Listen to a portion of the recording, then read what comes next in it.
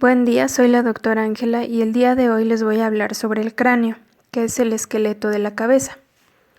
Y la cabeza, a su vez, es el segmento superior del cuerpo que va a estar unido al tronco a través del cuello.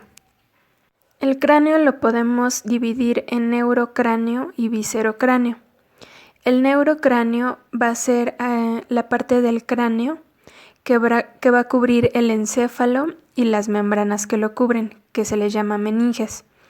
También va a cubrir o proteger las raíces o las porciones proximales de los nervios craneales y también los vasos encefálicos.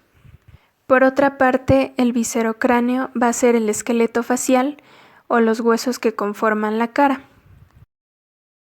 En este video desarrollaré solo la cara anterior del cráneo, es decir, los huesos que se encuentran debajo del rostro. Y en base a la clasificación anterior, la mayoría de estos huesos pertenecen al viscerocráneo, excepto el hueso frontal, que forma parte del neurocráneo. Para empezar a estudiar el tema, debemos de entender que en la cara anterior del cráneo se encuentran 4 orificios. 2 de ellos son las órbitas, que están en color rojo. Inferiormente está la cavidad nasal en morado. E inferiormente está en verde la boca. Nos vamos a ir guiando por estos orificios para ir estudiando los huesos. Primero veremos los huesos que conforman la órbita. El primer hueso que forma parte de este orificio es el hueso frontal, que tenemos coloreado en azul y que en la imagen se puede ver que forma parte del borde superior de la órbita y del techo de la órbita. Y podemos intuir que es el hueso que forma la frente. El siguiente hueso es el hueso cigomático, que tenemos coloreado en naranja y que vemos que forma principalmente el borde lateral de la órbita y su pared lateral y una parte del borde inferior y por lo tanto del suelo de la órbita. Este hueso es el que forma la prominencia de las mejillas. Y por último tenemos el hueso maxilar, que está coloreado en verde y que va a formar el borde medial y una parte del borde inferior de la órbita. Cada uno de los 3 huesos que vimos anteriormente van a tener unos orificios en su estructura. En el caso del hueso frontal tenemos la escotadura supraorbitaria, por donde van a salir los nervios y vasos supraorbitarios. Este hueso también va a tener los arcos superciliares, que se los señalé con líneas azules y que se van a encontrar en profundidad a las cejas. También cada hueso cigomático va a tener su agujero cigomático facial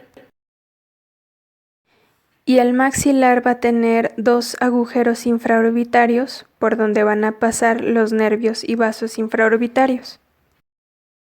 Aquí tenemos un acercamiento de la órbita y vemos que en el fondo de esta se encuentran unos huesos. En amarillo tenemos el hueso esfenoides, que en realidad el hueso es de esta manera y está posicionado de esta manera, pero en esta porción de la órbita tenemos el ala mayor del hueso esfenoides. Aquí tenemos el ala mayor del hueso esfenoides y aquí tenemos la cara orbitaria del ala mayor, y esa es la porción que va a estar en la parte posterior o en la pared posterior de la órbita. Coloreado en gris tenemos el hueso etmoides, que concretamente es la lámina orbitaria del hueso etmoides, y en esta diapositiva tenemos una imagen anterior de este hueso. Por último tenemos el hueso lagrimal, que está en un color morado claro. Como pueden ver, en el fondo de la órbita se encuentran 3 orificios. El que les estoy señalando es la fisura orbitaria superior, y a través de esta van a pasar las venas oftálmicas, el nervio oftálmico, los nervios craneales 3, 4 y 6 y fibras simpáticas. Después tenemos la fisura orbitaria inferior, por la cual va a pasar la arteria y venas infraorbitarias.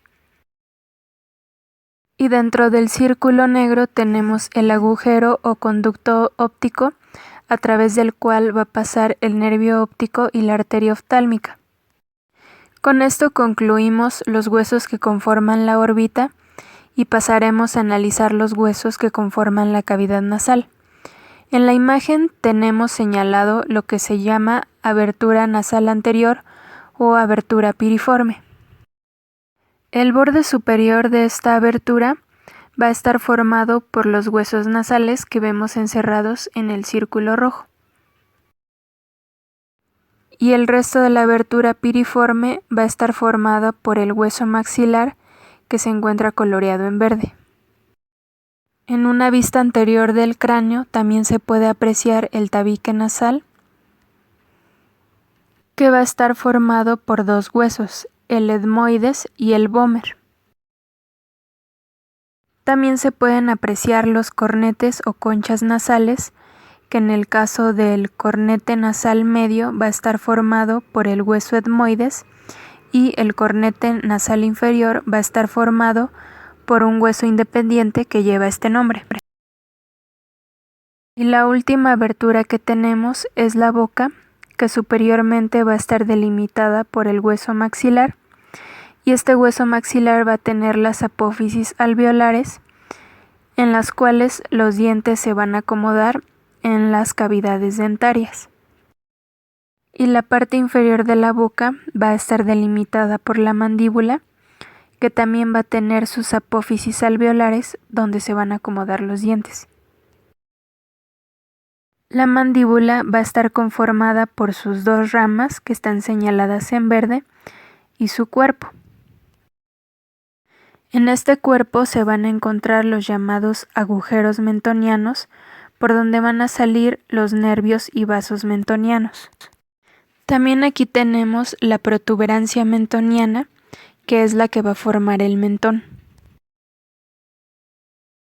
Por último les voy a hablar sobre los traumatismos craneales.